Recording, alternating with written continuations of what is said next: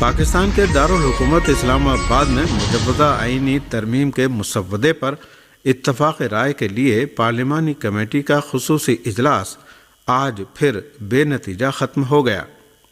پارلیمانی کمیٹی کا خصوصی اجلاس کل دوبارہ 12:30 بجے ہوگا۔ کمیٹی کے سربراہ خورشید شاہ نے کہا کہ کمیٹی کا اجلاس کل 12:30 بجے دوبارہ ہوگا۔ کمیٹی آج بھی کسی حتمی نتیجے پر نہیں پہنچ سکی۔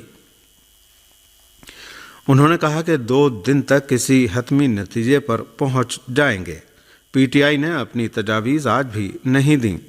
سینیٹر عرفان صدیقی نے دعویٰ کیا کہ اتفاق رائے کے قریب پہنچ چکے ہیں، بس ایک پھونک مارنے کی دیر ہے جو کمیٹی کو مارنی ہے۔ جے یو آئی فے کے سینیٹر کامران مرتضیٰ کا کہنا ہے کہ سوائے ایک آدھ چیز کے باقی پر سب نے جے یو آئی کی تجاویز قبول کیں۔ طے شدہ عدالتی اصلاحات پر مولانا فضل الرحمان آج پی ٹی آئی قیادت کو اعتماد میں لیں گے۔ ذرائع کے مطابق اعتراض والی شقوں پر نون لیگی قیادت آپس میں پھر مشاورت کرے گی۔ مشترکہ مسودے پر اتفاق رائے کی کوشش جاری رکھنے پر اتفاق ہوا ہے۔ 9 مئی کے ملزمان کے ٹرائل کے لیے فوجی عدالتوں کے قیام پر اتفاق رائے نہیں ہو سکا۔ پیپلز پارٹی اور جمعیت علماء اسلام کو فوجی عدالتوں پر تحفظات ہیں، جبکہ نون لیگ نفاذ چاہتی ہے۔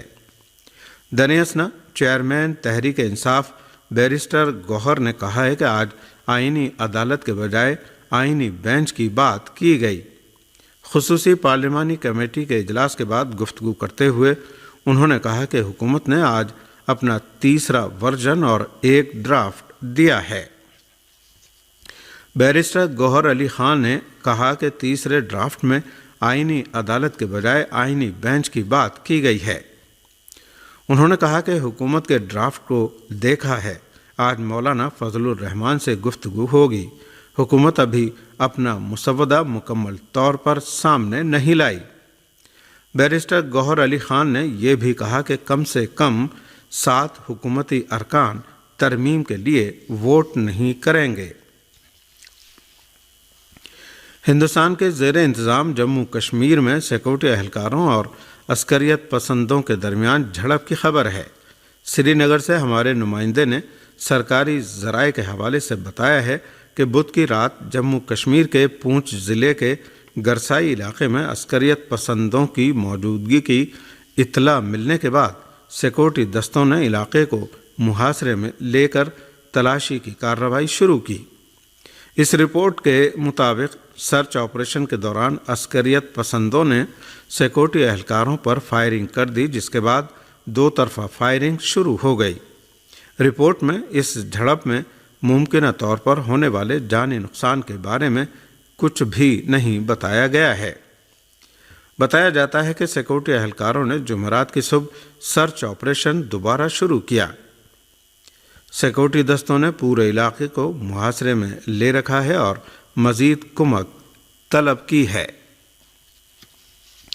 بنگلورو ہند نیوزی لینڈ پہلے ٹیسٹ میچ کی پہلی اننگز میں ہندوستان کی پوری ٹیم 46 رن پر ڈھیر ہو گئی۔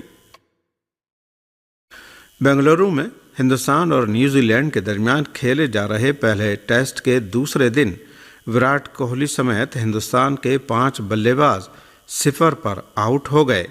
بتایا گیا ہے کہ ہندوستان کی پوری ٹیم 46 رن پر ہی آؤٹ ہو گئی۔ ہوم گراؤنڈ پر ہندوستانی ٹیم کا یہ کم ترین اسکور بتایا جاتا ہے۔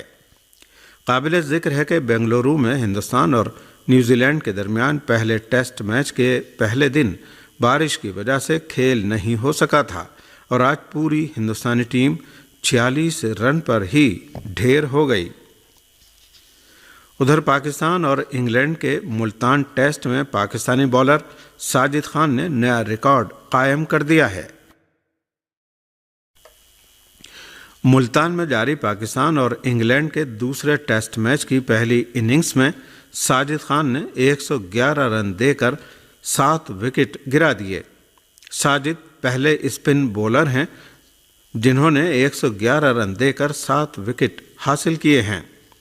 ملتان ٹیسٹ میں کسی بھی اسپنر کا یہ بہترین بولنگ ریکارڈ بتایا جاتا ہے۔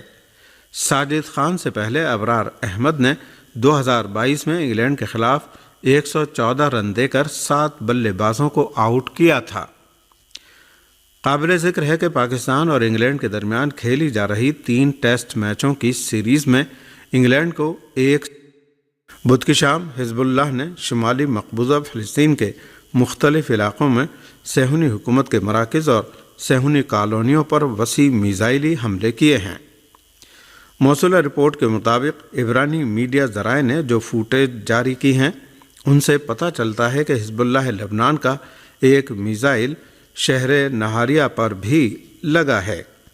اس رپورٹ کے مطابق بدھ کی شام حزب اللہ لبنان کے میزائلی حملوں کے بعد شمالی مقبوضہ فلسطین کے بہت سے علاقوں من جملہ عرب آرامشاہ اور مسقاف عام نامی صہیونی کالونیوں میں خطرے کے سائرن بج اٹھے۔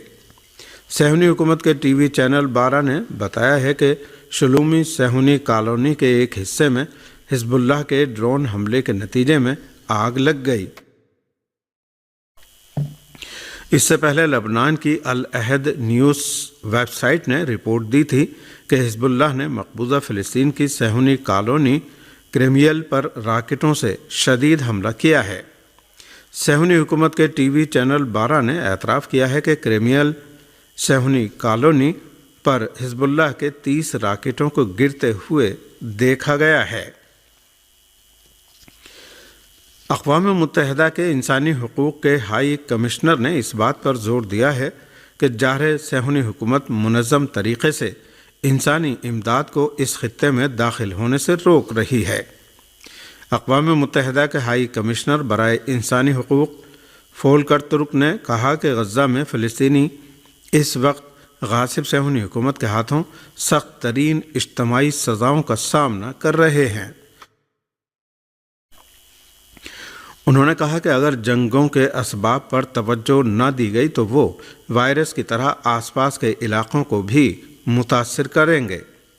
اقوام متحدہ کے ہائی کمشنر برائے انسانی حقوق نے مزید کہا کہ غزہ کی پٹی میں گزشتہ 1 سال کے دوران 42,000 سے زیادہ افراد شہید ہو چکے ہیں، جن میں زیادہ تر فلسطینی خواتین اور بچے تھے۔ ان کا کہنا تھا